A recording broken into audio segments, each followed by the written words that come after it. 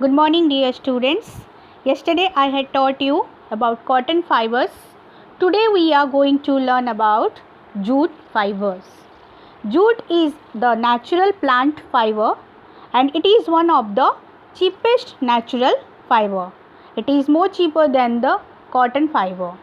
Okay. So jute fiber is obtained from the stem of jute plant. Okay. In cotton fiber we are getting cotton from the fruit of the plant, but jute fiber is obtained from the stem of the jute plant. It grows best in warm and humid climate. Okay, not in very dry climate or very cold climate, but it grows best in warm and humid climate. It requires temperature range of 18 degrees Celsius to 33 degrees Celsius. Not very in very hot climate or in very cold climate. Its range temperature range is 18 degrees Celsius to 33 degrees Celsius. Cultivation of jute. Jute is best grown during the rainy season. It is the crop of rainy season, and the soil which is suitable for this cultivation of jute is loamy soil, while black soil is suitable for the cotton fiber. है ना, याद रखना आप, loamy soil is the best suited for the cultivation of jute. When the plant grow to a height of 6 to 12 feet, they bear yellow flowers. In this picture you can see very well that the height of the plant might be 6 to 12 feet and it bearing flowers, and that is yellow in color. They are cut at the flowering stage. इसी stage में इसको काटा जाता है. इसके dry होने का wait नहीं किया जाता है. ओके, फ्लावरिंग स्टेज में इसको कट किया जाता है because jute obtained at this stage is of good quality. इसी टाइम पे अगर इसकी हार्वेस्टिंग होगी तो इसमें से जो जूट प्रोड्यूस होगा वो बहुत अच्छे क्वालिटी का जूट होगा. Once the jute crop is harvested, जब इस जूट क्रॉप को पूरी तरह से काट लिया जाएगा, उसके बाद क्या किया जाएगा, इसके स्टेम्स को बांध के अच्छे से इस टाई करके बंडल्स बनाया जाएगा और एक पॉन्ड में या स्टैग्नेंट वाटर में उसको 20 डेज के लिए रोट होने के लिए रखा जाएगा. See in this picture, you can see that the stem of these plants after harvesting are kept in a pond, stagnant pond. जहाँ पे पानी ठहरा हुआ होता है उसको stagnant pond कहा जाता है. ओके, और उसको कितने डेज़ के लिए रखा जाता है, 20 डेज़ के लिए. पानी के अंदर रहकर पूरी तरह से सड़ जाता है. And this process is known as retting. इससे क्या होता है, डू यू नो, ये क्या होगा, वो जो स्टेम जो है उसके अंदर कुछ वुडी फाइबर स्टिक होगा, उसको और बाहर वाले हिस्से को अलग करने के लिए, लूज़ करने के लिए this process is done, this rating process is done. उसके बाद क्या किया जाएगा, बाहर आउटर वाला जो पार्ट होता है वो स्टेम का आफ्टर 20 डेज़ उसको निकाल कर छील दिया जाता है, मतलब हाथ से निकाल दिया जाता है और उसको सन में ड्राई होने के लिए छोड़ दिया जाता है लाइक दिस. ठीक है, इस तरह से अंदर वाला जो पार्ट है उसको बिल्कुल पूरी तरह से स्ट्रिप्ड आउट करके बाहर धूप में रख दिया जाता है सूखने के लिए, ड्राई होने के लिए.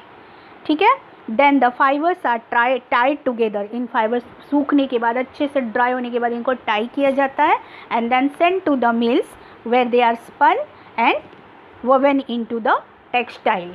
ठीक है, उसकी वीविंग होती है लाइक दिस. अंडरस्टूड. मिल्स में भेजा जाता है अच्छे से बंडल बना के, फिर टेक्सटाइल में इस तरह से उसकी वीविंग होती है.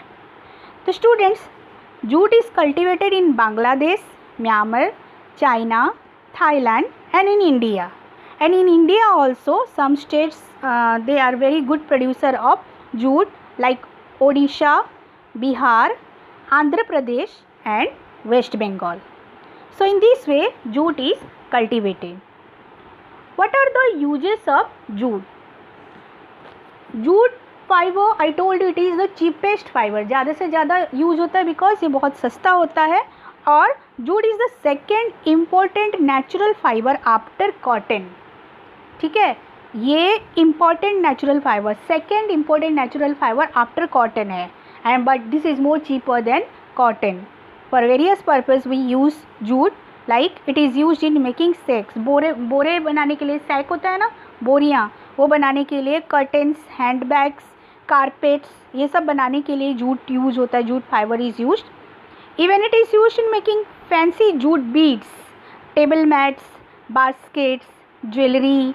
इवन आजकल तो डेकोरेटिव पीसेस ऑल्सो उस जूट फाइबर से बनाए जाते हैं. So this is all about jute. Students, some other plant fibers are also there which are very useful. Okay, so the first plant fiber other than cotton and jute is coir, है ना. ये जो fibre होता है ये कहाँ से आता है? It is obtain from the outer covering of the coconut fruit. आपने कोकोनट फ्रूट सबने देखा होगा, उसका जो आउटर पार्ट होता है orange brown colour, brownish colour में, उसी से ये कॉयर जो है फाइबर ऑब्टेन किया जाता है. Its husk is separated from the nut and beaten to get fibre. Coconut जो नट से, फल से इसके हस्क को निकाला जाता है और इसको बीट किया जाता है ना, जिससे फाइबर निकल सके. The fibre is spun and dyed and then woven. Fibre को बुना जाता, डाई स्पन किया जाता है, डाई मतलब कलर की लगाया जाता है उस पर, डिफरेंट कलर्स, एंड देन उसको वीविंग प्रोसेस में बुनाई होती है उसकी. It is use to make ropes. आपने देखा होगा नारियल की जो छिलके की रस्सियाँ होती है, that is very strong. Stuffed mattresses, mattress बनाने के लिए, एंड फ्लोर कवरिंग्स बनाने के लिए भी this fibre is used. Then the next fibre is hemp. ठीक है, नेक्स्ट इज हेम्प. इसको हिंदी में भांग बोला जाता है. हेम्प का जो प्लांट है उसे भांग बोला जाता है. So it is obtain from the stem of the hemp plant. याद रखना, like jute it is also we get the jute hemp fibre from the stem of the hemp plant. इसका भी स्टेम यूज होता है fibre बनाने के लिए. और this also grows very best in loamy soil. Loamy soil के लिए, लोमी सॉइल इसके लिए रिक्वायरमेंट होती है इसकी. Loamy soil is the best soil for the cultivation of hemp. The fibres of this plant are use to make ropes, nets, जाली होते हैं ना, क्या बोलते हैं उसको, जाल, क्लोथ्स और कारपेट बनाने के लिए यूज़ होता है. Okay, then the last plant fibre is flax. So next is flex.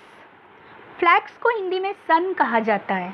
ठीक है, and it is obtain from the stem of a flax plant. Flax plant होता है, सन बोलते हैं जिसे मैंने बोला, सन का प्लांट, और इसके स्टेम से फ्लैक्स बनता है. Then the fibre is woven to make fabric called linen. Linen नाम का एक फैब्रिक होता है, वो बनाने के लिए ये फ्लैक्स फाइबर यूज़ होता है. Flax fibres are also use to make ropes and high quality paper. High quality के पेपर है ना बनाने के लिए भी ये यूज होता है. So students, this is all about the plant fibers. In your book, time to answers are there. You just do it yourself and learn the key terms. I will give you the question answer, back exercise. I'll send you. So you just do it and complete the work and send your homework on Monday in my personal number. Thank you.